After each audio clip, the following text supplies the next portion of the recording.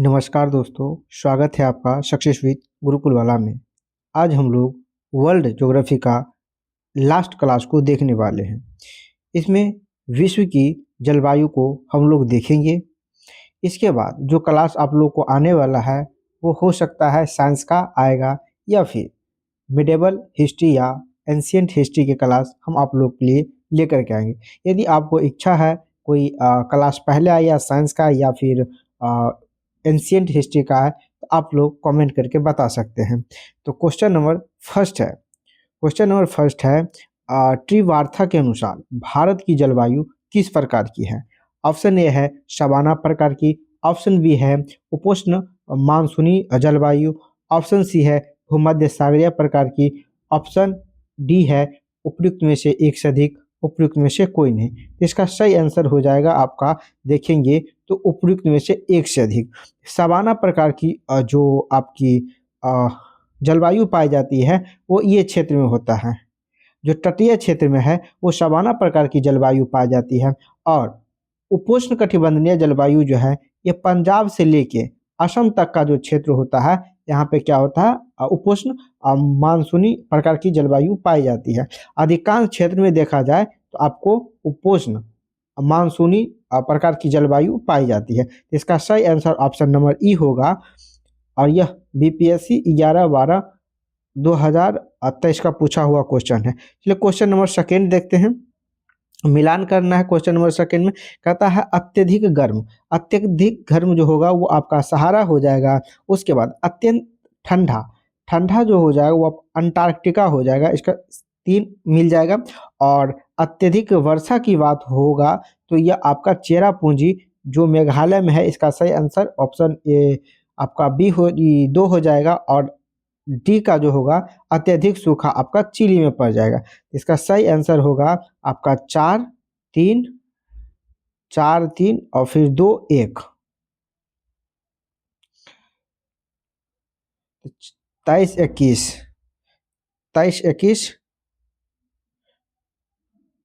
Sorry 1 का 4 इसमें मिल रहा है। सही आंसर आपका ऑप्शन नंबर बी हो जाएगा। चलिए नेक्स्ट क्वेश्चन देखते हैं। क्वेश्चन नंबर फर्स्ट है मृदा से संबंधित क्वेश्चन है। किस मिट्टी में कोशिका कैपिलरी सबसे अधिक प्रभावशाली होती है। चिकनी मिट्टी में, पांसु मिट्टी में, बलुई मिट्टी में, लोम मिट्टी में। इसका सही आंसर हो जाएगा चिकनी मिट्टी, option number A. Next question, मृदा संरक्षण वह प्रक्रिया है जिसमें मृदा को नुकसान से क्या होता है कि सुरक्षित किया जाता है। इसका सही आंसर ऑप्शन डी हो जाएगा। नेक्स्ट क्वेश्चन है भौगोलिक अपर्दन चक्र की संकल्पना इनमें से किसने प्रस्तुत किया था। तो इसका सही आंसर हो जाएगा WM Davis, option number B. आज लास्ट क्लास है इसलिए थोड़ा जल्दी हमको खींचना पड़ेगा। नेक्स्ट क्वेश्चन है टेरा रोसा का प्रारूपिक विकास उस भूभाग में होती है जिसमें चूना पत्थर होता है। ऑप्शन नंबर ए इसका सही आंसर हो जाएगा। अब प्रजाति और जनजातियां से जो संबंधित क्वेश्चन आज तक बीपीएससी में पूछा गया उन क्वेश्चनों को हम लोग देखेंगे। अफ्रीका की मूलभूत जनजाति पिग्मी किस नदी घाटी में पाई जाती है। तो इसका सही आंसर हो जाएगा Congo, option number B. Pygmy निवासी है तो यह कहाँ की निवासी है। तो यह आपका अफ्रीका की है, ऑप्शन ए क्या हो जाएगा आपका सही आंसर हो जाएगा।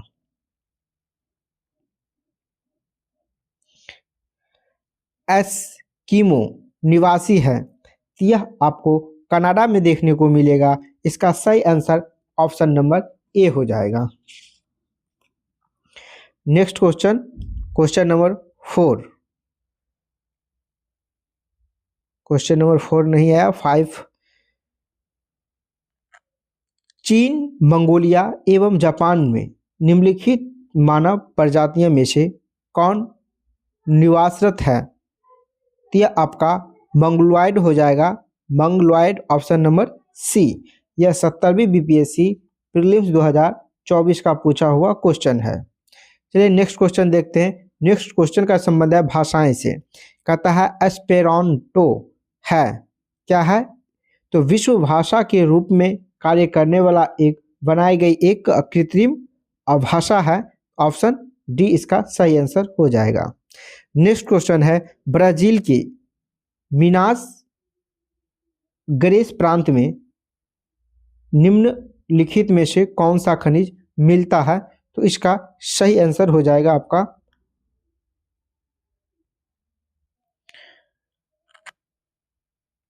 लॉएस्क। इसका सही आंसर ऑप्शन बी हो जाएगा।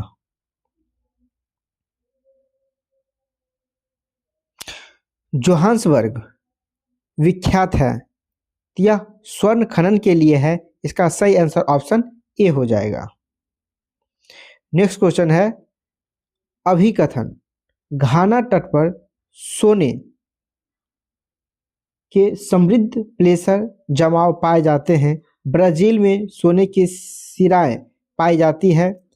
कारण जब भी पढ़े तो क्योंकि लगाएं, क्योंकि किसी समय के महाद्वीपीय अटलांटिक तट के समान एक संयुक्त थे। तो इसका सही आंसर बिल्कुल सही है, स्पष्टीकरण भी सही है, इसलिए ऑप्शन ए इसका सही आंसर होगा। नगर एवं उद्योग से संबंधित क्वेश्चन, निम्नलिखित में से कौन सा शहर धातु के व्यापार का सबसे बड़ा केंद्र है? तो इसका सही आंसर हो जाएगा आपका सबसे बड़ा केंद्र जोहान्सबर्ग, ऑप्शन ए हो जाएगा। सॉरी, इसका सही आंसर आपका हो जाएगा लंदन, ऑप्शन नंबर सी।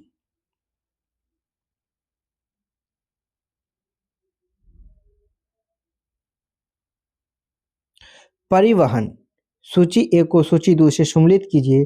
सूचियों के नीचे दिए गए कूट का प्रयोग करके उत्तर का चयन कीजिए। यूरोपीय पार महाद्वीपीय रेल का संबंध किससे है? तो यह देखा जाए तो आपका इसमें से तो नहीं मिल रहा है दोस्तों। यह क्वेश्चन जो है यह पूर्णतः क्वेश्चन नहीं है, यह अथी नहीं हो पाया है, पीडीएफ में इंक्लूड नहीं हो पाया है। इस क्वेश्चन को हम रहने देते हैं। नेक्स्ट क्वेश्चन है पतन और बंदरगाह से संबंधित है। निम्नलिखित में से कौन सा पतन नगर नहीं है? तो यह आपका हो जाएगा कैनबरा, ऑप्शन नंबर बी। निम्नलिखित में से कौन सा विश्व कहवा पतन के नाम से जाना जाता है? तो इसका सही आंसर हो जाएगा आपका Santos, option number B.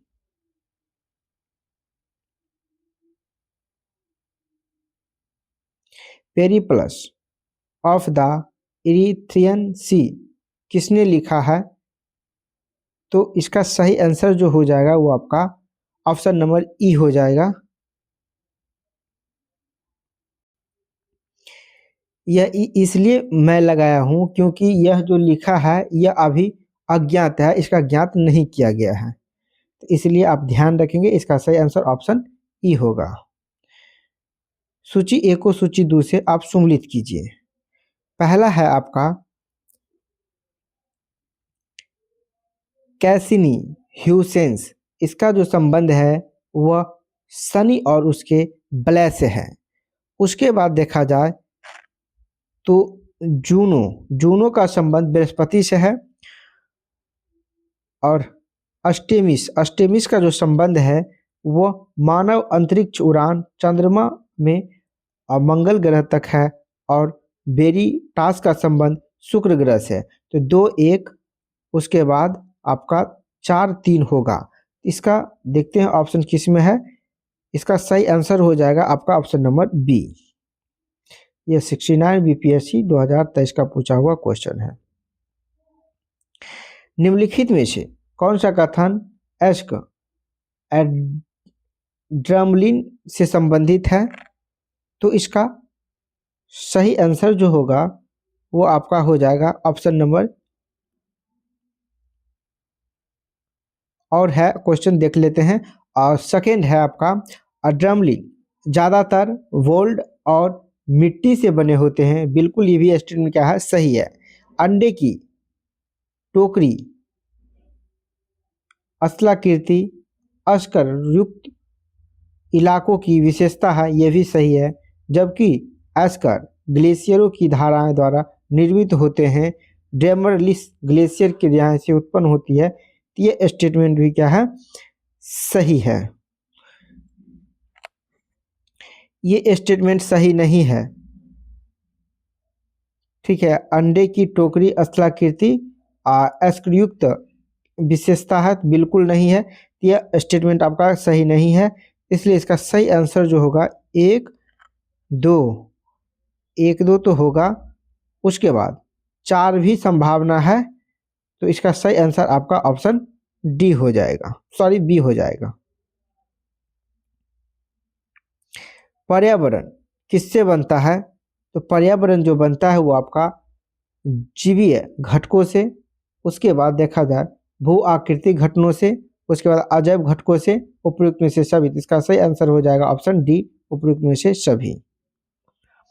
Heat wave के संबंध में निम्नलिखित कथनों में विचार कीजिए। तो हीट वेव से संबंधित कथन जो है वो आपका, यदि किसी मैदानी इलाकों में अधिकतम तापमान कम से कम 30 डिग्री या इससे अधिक तक पहुंच जाता है तो उसे हीट वेव कहते हैं। यह स्टेटमेंट क्या है, बिल्कुल गलत है। उसके बाद कहता है यदि किसी पहाड़ी इलाकों में अधिकतम तापमान कम से कम 40 डिग्री या उससे अधिक हो जाता है तो हम उसको हीट वेव कहते हैं। तो ये भी क्या है, गलत है।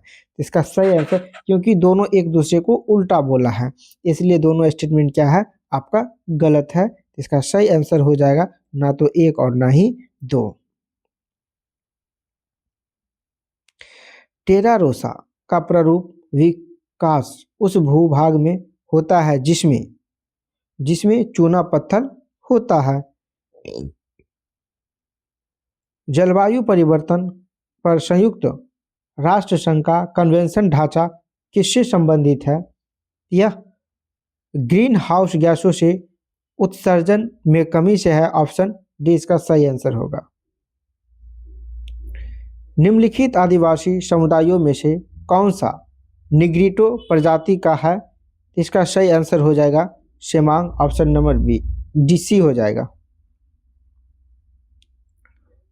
निक्षारण प्रक्रिया संबंधित है, तो निक्षारण प्रक्रिया का जो संबंध है वो आपका देखा जाए तो भारी वर्षा क्षेत्र बिल्कुल है, खनिज के मिट्टी से, और उसके बाद पौधे की जड़ों से, तो सभी होगा। तो इसका सही आंसर ऑप्शन डी हो जाएगा।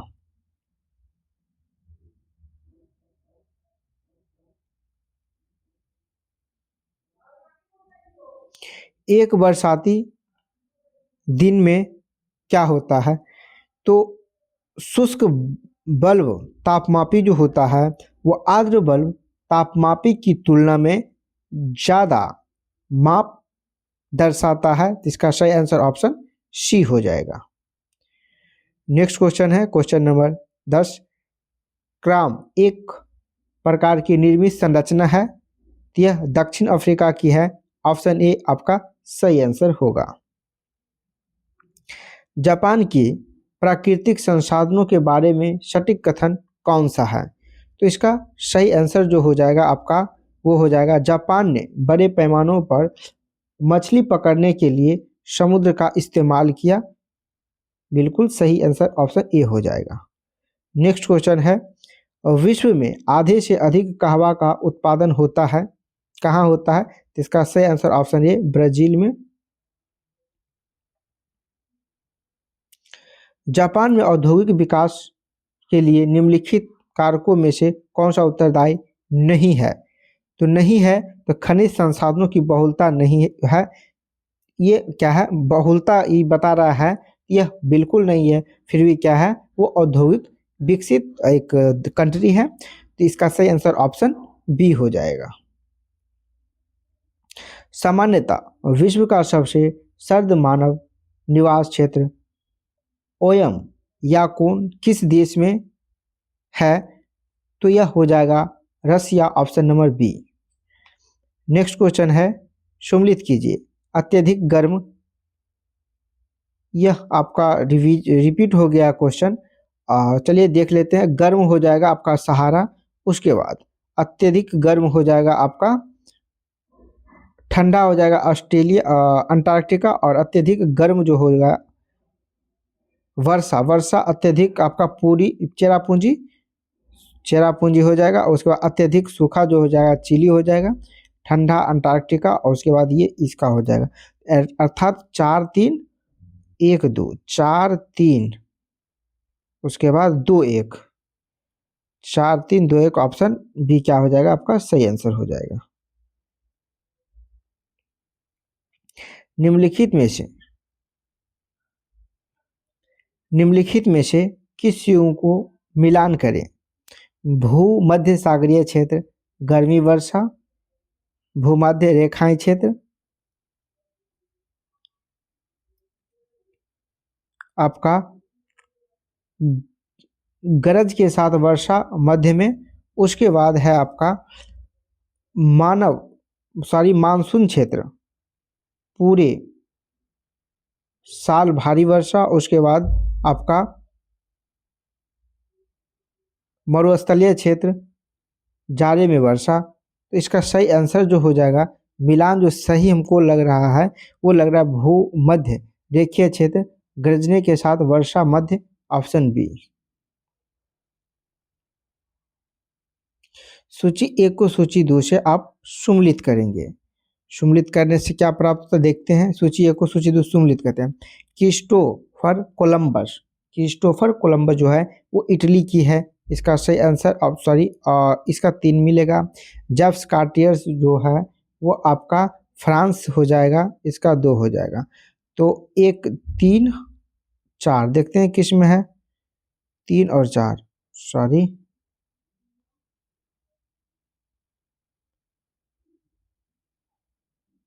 इसका मिलान जो है वो पीडीएफ में इंक्लूड नहीं हुआ है, तो चलिए फिर भी मिला देते हैं। तो पहला हो जाएगा आपका इटली, उसके बाद हो जाएगा आपका जेम्स कार्टियर फ्रांस हो जाएगा, उसके बाद आपका हो जाएगा सर फ्रांसिस्को यूनाइटेड किंगडम, उसके बाद फर्डिनेंड मैगलन का हो जाएगा पुर्तगाल। तो ये आप ध्यान कर लेंगे। 4, फिर 3, उसके बाद 2, उसके बाद 1। सूची 1 और सूची 2 सम्मिलित कीजिए, दिए गए कुट का सही उत्तर का चयन कीजिए। दोस्तों वही क्वेश्चन रिपीट हो गया है। चलिए नेक्स्ट क्वेश्चन देखते हैं। और ये क्वेश्चन का जो आंसर आपने देखा 3-2 क्या था, 3-2 3-4 2-1 था, इसका सही आंसर ऑप्शन बी हो जाएगा। निम्नलिखित राष्ट्रीय उद्यानों में से कौन सा सम्मिलित नहीं है? तो आपका भगवान महावीर बिहार, ये सम्मिलित नहीं है।